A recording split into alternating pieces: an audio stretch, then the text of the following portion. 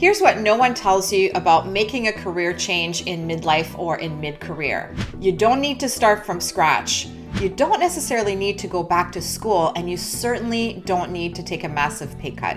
But when most people try to pivot, they go about it all wrong, and that keeps them stuck. I'm Danielle Bradley, and I'm a career coach for mid-career professionals. And I can tell you the number one reason that career pivots actually fail is because people try and convince employers that they can do something brand new.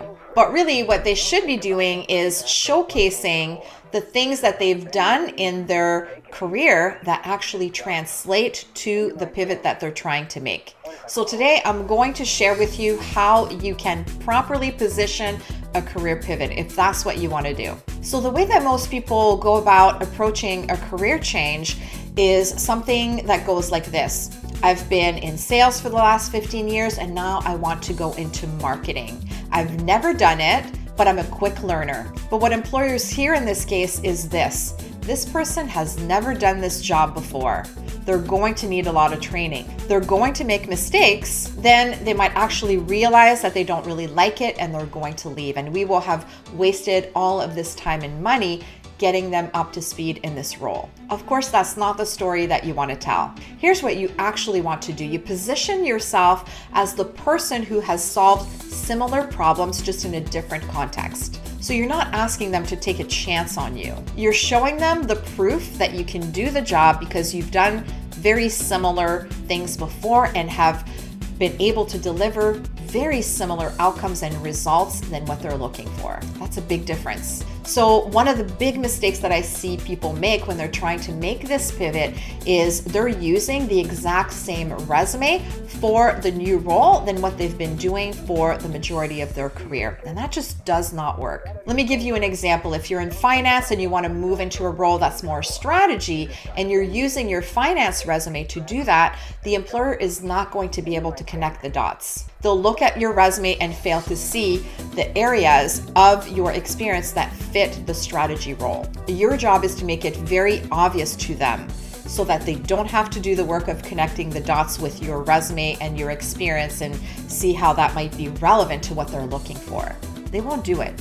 So you truly need to reframe what you've been doing to be a fit for what they're looking for and what's going to be the most relevant in terms of outcomes that they're looking for. When you're trying to make a career pivot, employers are asking themselves the following questions. Number one, can this person actually do the work? Number two, will they stick around or they're just experimenting, trying something out? Number three, are they going to need 6 months to get up to speed here? Your positioning through your resume and your interviews need to answer those questions before they even ask them. So how do you do that? You focus on outcomes and not job titles. You talk about what you delivered that would be relevant to them versus things that you were responsible for. So here's what I mean. Let's say you're wanting to move from a pure sales role to a customer success role. Instead of saying, I managed a sales territory, I built long-term relationships that resulted in 85% client retention and identified opportunities that grew the account base by an incremental 35%. See what we've done here? We're not hiding that we were in a sales role, but we're positioning the results that you've delivered that would be a better positioning for the customer success and what they would care about for those roles. So here's a framework that I recommend to position yourself for a pivot, whether it's with your resume, your LinkedIn profile, or your interviews. Number one, you want to name the skills that transfer. Be specific here. Don't just say or think I have transferable skills. The reality is the employers, they don't really care about your transferable skills as such. They want to know what kind of results you've delivered that matter to them, that are going to be relevant for the role that you're going for. Part number two is you want to give proof of that with a specific story. This is where I see people drop the ball.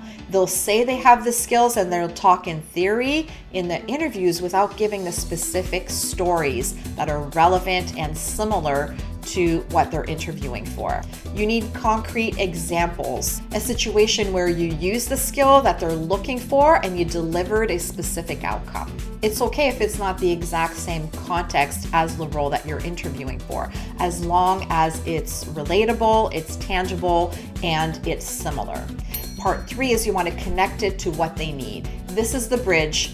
You say, this is what you're looking for in this role. I've been doing this work just in a different industry. So let me show you what that looks like in practice. Let's say you're in a job interview and they ask you if you've ever done a product launch, and you haven't because you were in sales and not in marketing. Here's how you can answer that. I haven't managed a product launch specifically, but have led go-to-market campaigns where I coordinated across product, sales, and customer success teams to launch new offerings. In my last role, I led a campaign that resulted in 200 new customer acquisitions in the first quarter. The cross-functional coordination, the timeline management skills are directly applicable to managing product launches. That's the framework. Skills that transfer and proof with a story. Connect it to what they're looking for. I worked with a client who made a very successful career pivot. Not only did he change the role that he was doing, he also changed industry. He was a business analyst in the consumer packaged goods industry, and he was able to make a pivot as a supply chain analyst in pharma. We repositioned his resume to the elements that would be most important and sought after for the supply chain roles. We didn't hide his CPG background, but we de-emphasized some of the things that were CPG specific and highlighted things that were more universal. Shortly after this, he landed interviews for the type of role he was looking for and an offer in that different industry. No need for him to start over at all, just repositioning. So if you're serious about making a career pivot at this time of your life, here's what you need to do. Stop applying to pivot roles with your existing resume. This is not going to work. Figure out what specific skills and results are going to be relevant for the career pivot that you want to make. And then go through your resume and update it so that you are curating it for the things that will be the most relevant for the role that you're going for that represents a pivot. And start practicing for your interview stories. You need to make sure that you're making the link between what you've done to what's going to be relevant for them with very specific stories that showcase your ability to make that kind of a transition. So making a pivot in mid-career is not about starting over.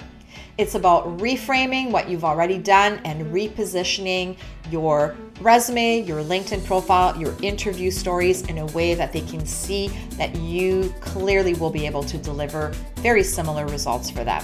And when you do, you're able to open some doors really quickly. If you want help positioning your pivot, I invite you to book a call with us. You'll find the link below to a free strategy call. And hit subscribe to my channel if you found this helpful. And if you are currently trying to make a career pivot, drop a comment below. I'd love to know what you're wanting to transition into. Let's do it.